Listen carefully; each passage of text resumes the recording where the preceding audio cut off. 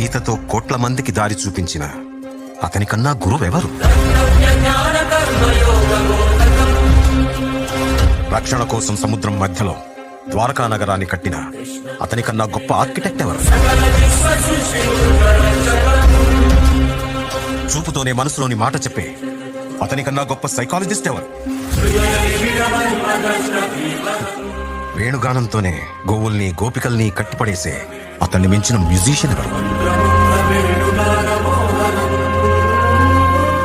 నిత్యారోగ్యంతో ఉండే సూచనలు చెప్పిన అతనికి మించిన డాక్టర్ ఎవరు? ధర్మం కోసం యుద్ధం చేయమని చెప్పిన అతని మించిన వీరుడెవరు? కరువు కష్టం తెలియకుండా చూసుకున్న అతన్ని మించిన రాజెవరు?